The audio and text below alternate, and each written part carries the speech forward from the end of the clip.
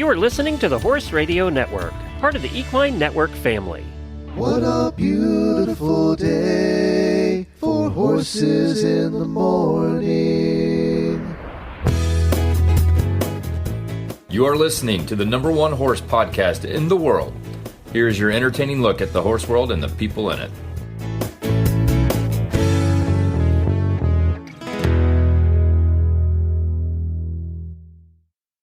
Thank you so much for joining us on Horses in the Morning, episode 3387 for Tuesday, March 19th. For today's episode, we're bringing you a special sneak preview of our new show, the Quarter Horse Podcast. You'll hear me, Ashley Winch, joined by our newest host on the HRN roster, Kat Guenther, while we interview a hunter jumper superstar in the AQHA world. And hopefully you find out why the quarter horse is the world's most popular breed. We hope you enjoy this preview and get ready for more quarter horse goodness coming to your RSS feed starting in April.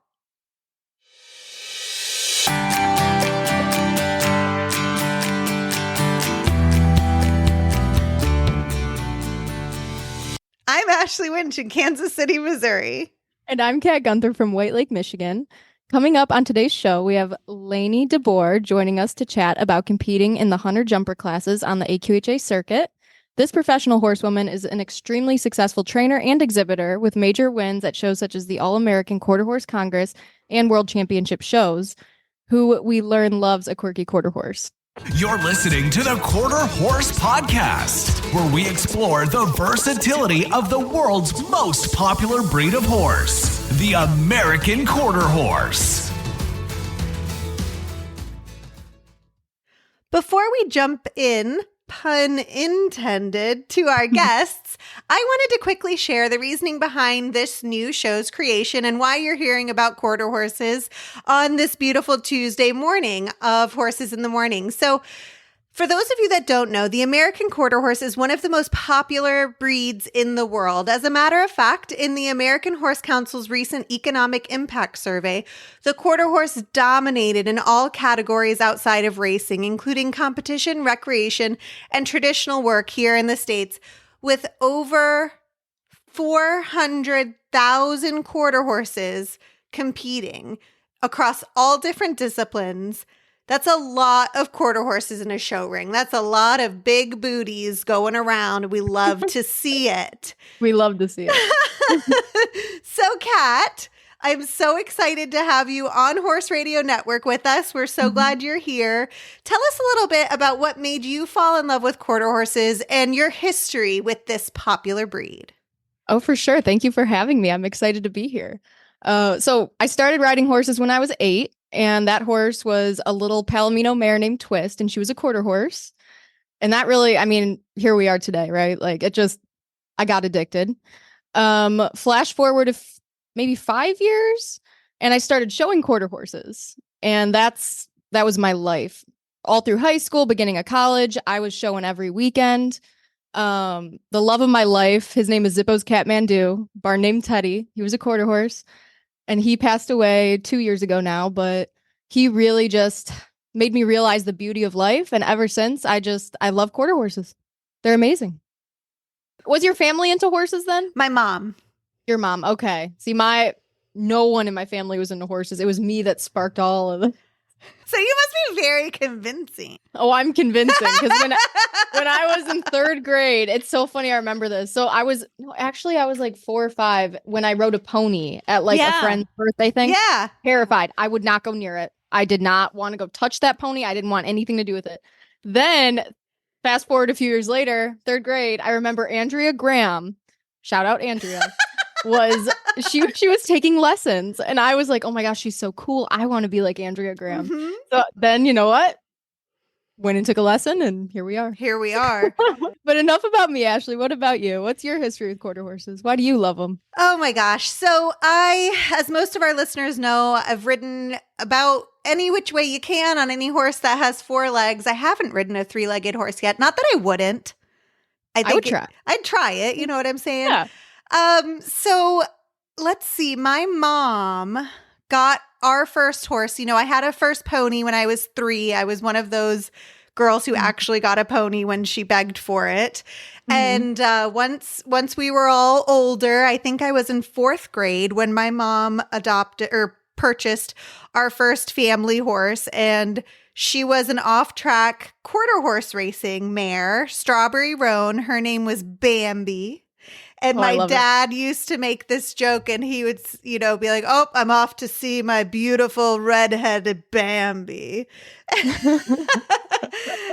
As he should. Oh, it was great. And she was lead mare attitude, taught us so much. I mean, it was just, we were backyard having fun, trail riding, having fun, as you should. And that horse couldn't walk to save her life. She jigged everywhere. And she had a lot of get up and go, but she was quiet and sweet. And so Bambi got us into the quarter horses. And then eventually through our trail riding community, a neighboring farm was selling her quarter horse. And he was this very, very, very handsome 15-2 liver chestnut, and his name is Boo. He's retired now, and I actually got to see him a couple of years ago. He's still so handsome. Oh. And Boo was supposed to be my mom's horse, and I say supposed to be because LOL, that's cute. All the horses are mine. Yes, of course. There's no other way it should be. I'm sorry, that's on you, Mom. So one summer, she wanted me to train him in dressage for her because she would go to my eventing schooling shows with me. And, I would be doing I don't remember, the 2-something division and then the 3-foot divisions. And she would enter in the 10-inch ground pole divisions. It was that's my level. The sweetest walk trot dressage test, the most adorable thing. And she's like, "I want you to train Boo in dressage this summer." And I said, "Okay, if you buy me a wakeboard, I'll train your horse for you." Because I'm a hustler, honey. Yeah. I respect it. And she shouldn't have done that because I fell madly in love with this horse and the sport of dressage.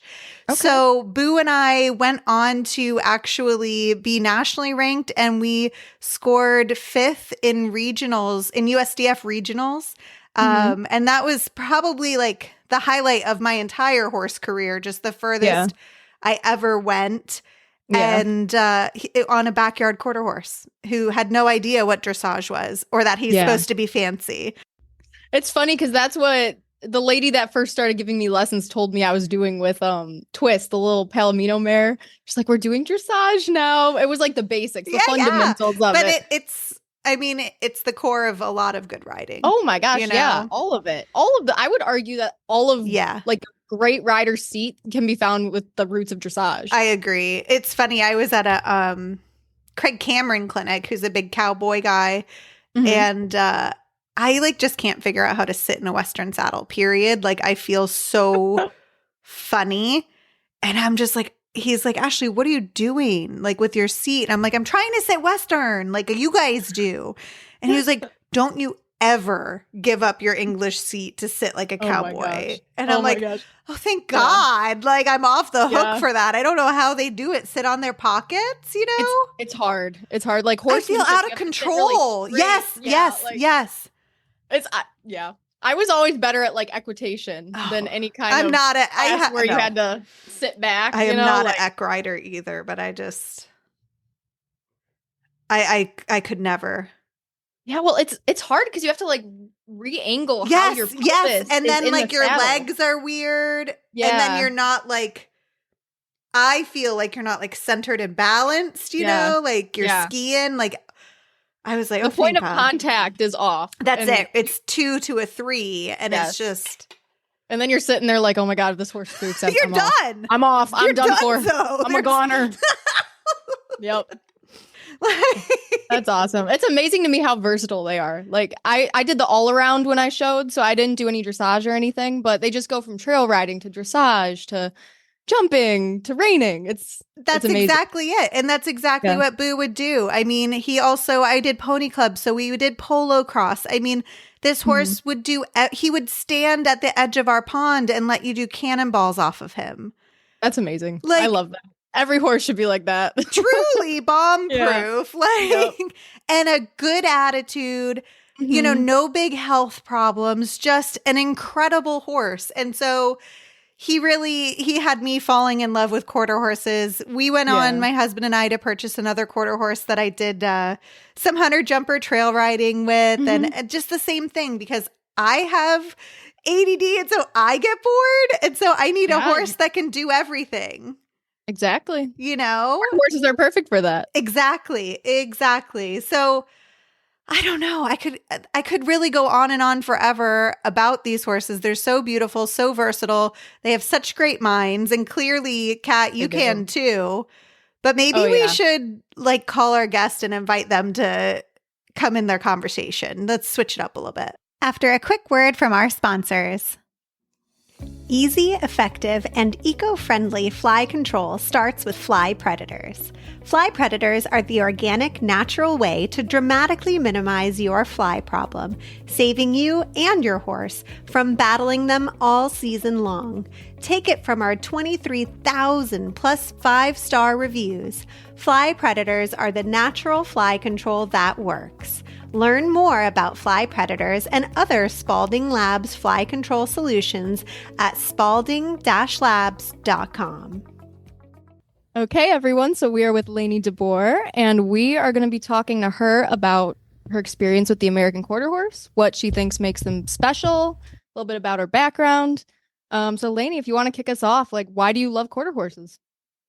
Well, I think first and foremost, they have the best brains. I mean, they're so trainable and they're just so easy to work with. They just make me smile every day, for sure. Oh yeah, same. So what unique qualities do you think they bring to the hunter jumper competition, the classes, the working hunter?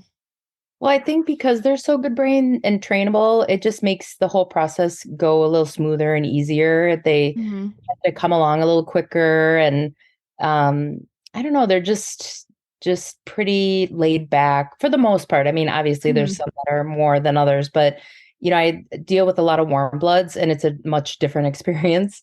Yeah. A little spookier. They're a little tougher to deal with. And then I get on my quarter horses and it's like a big deep breath. It's just awesome. Yeah. So what does your history look like with them? What's your background? So I actually started in the hunter jumper world as a kid and into my first amateur year. And then I'd never showed AQHA. I didn't really know much about it.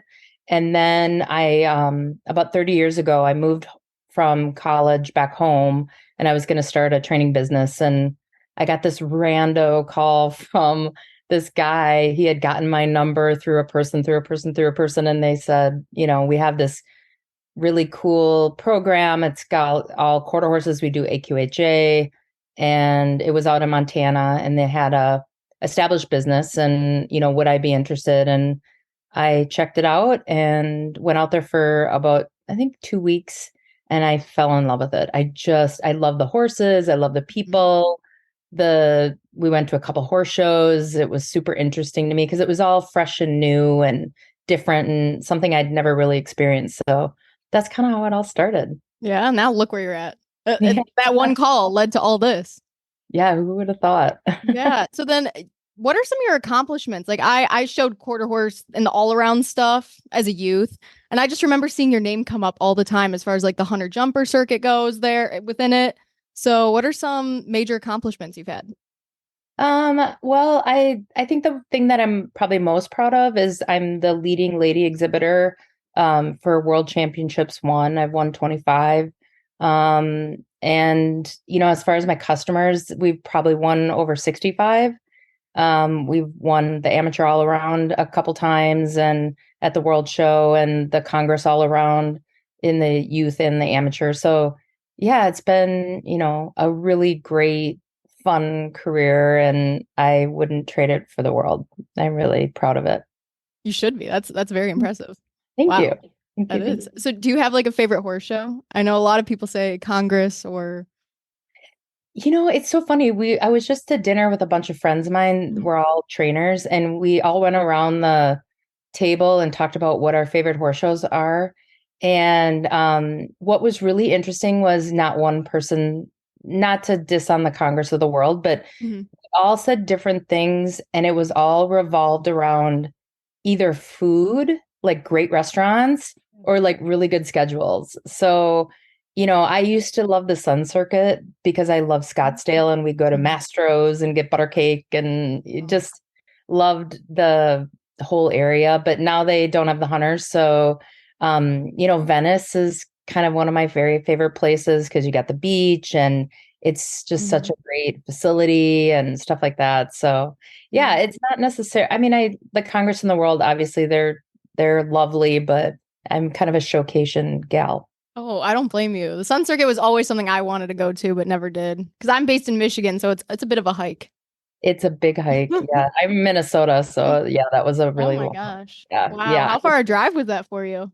It was a couple days, Oh. so yeah, it was pretty hard. And then I would just get catch rides, so then I would just fly Mhm. in kind of like a princess and just ride horses that were already there, and that was pretty sweet. Yeah, that's always interested me. So like do you talk to some friends and like get that set up beforehand and you're like, I'm gonna catch ride XYZ and Yep.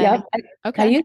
used to do it a long time ago, probably earlier in mid-career. Mhm. Um, he would just ask me if I would come out and show a couple for them. And yeah, it was really easy. I'd just fly out, do my Yeah. thing, have a ball, not a whole lot of responsibilities. Yeah.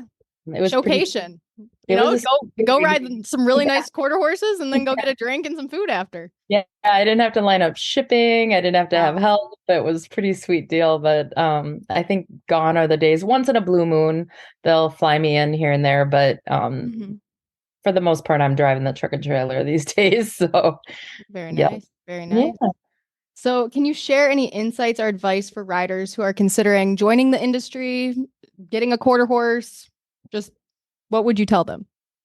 Honestly, I would just check out the association. Mhm. It's such a cool association. They have so many incredible programs. We have a crisis fund for the pros and pro horsemen, and we have like so many educational aspects of it. So I say, like, check that out, and then just kind of, find the horse shows kind of by you and go, see if the vibe is yours. It's maybe not everybody's cup of tea, but I just love it because I felt like when I first went to the Couture shows, the people there are so down to earth and grounded, and they felt honestly like my tribe. That was the only way I could describe it. I didn't grow up in the AQHA, but I felt like I was there forever. So, that would be my, just check out a horse show and go to, World Show, Congress, whatever, go shop at Congress and go watch a horse show and just see if it's your thing. Cause you never know. It might surprise you. It surprised me for sure. Yeah. Shopping at Congress can be a bit dangerous though. All that stuff.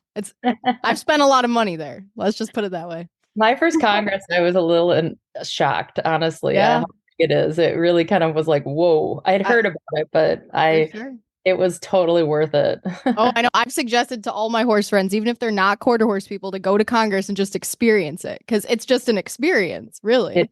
It really is. They do Yeah, a pretty awesome job. they do. They do. So my last question for you is, what is your favorite uh-oh moment? Like a fail, a fall? What what you got for Um, us? yeah. Well, I have a lot of uh-oh moments, a lot of fails. There's a lot of more fails than wins, but Mhm. I guess my kind of most memorable one was I had brought a 4-year-old to the World Show, and a lot of the times I would take a young horse to the World Show on their 4-year-old year, kind of lay the foundation for their 5-year-old year. So it wasn't really something that I felt was super competitive. So I had this great 4-year-old, super show horse. And I decided to do the junior hunter hack and the junior working hunter. And the working hunter went before the hack.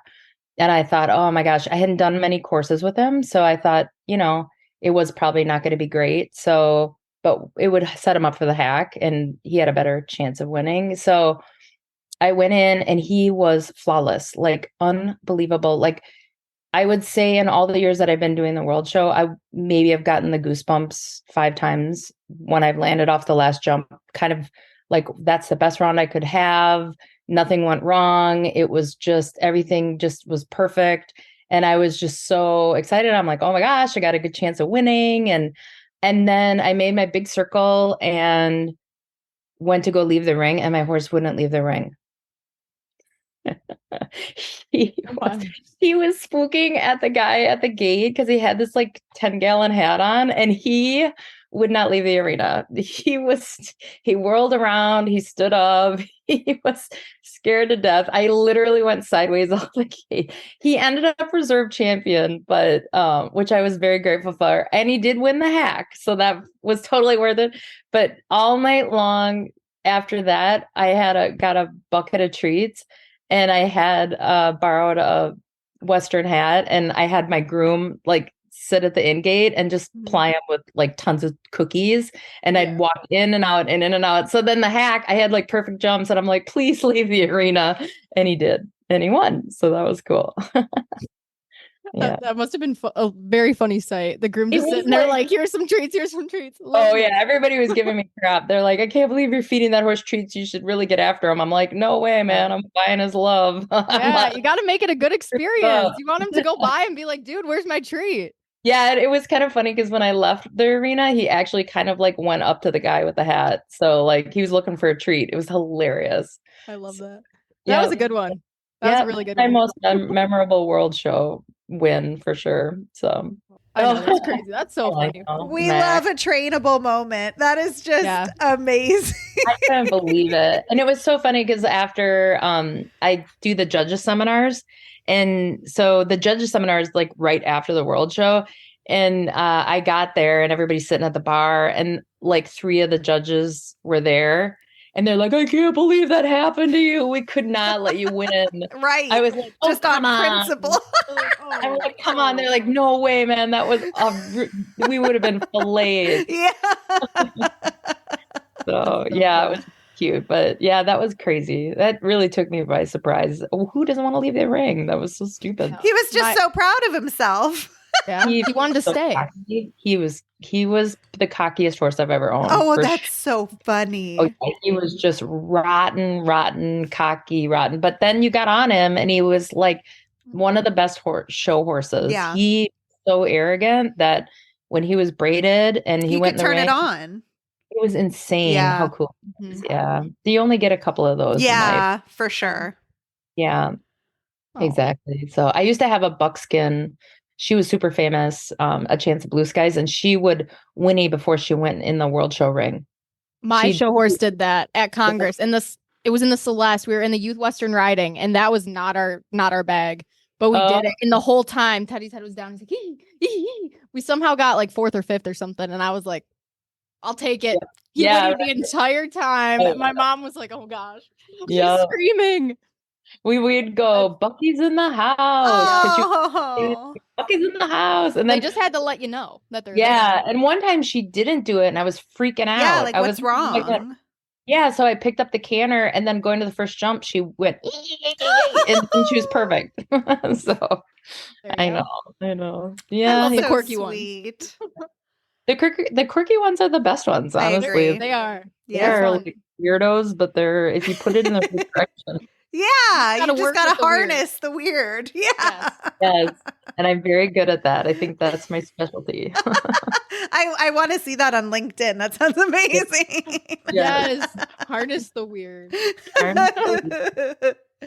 Oh man. Well, thank you so much again, Lainie, for your time. Thank you so much for joining us. We really appreciate it. Yeah. Well, congratulations on the show, and thanks for having me. I appreciate it. Yeah, no problem. Thanks so much for tuning into the inaugural episode of the Quarter Horse Podcast. Be sure to like, subscribe, and tell your friends all about the world's favorite breed of horse.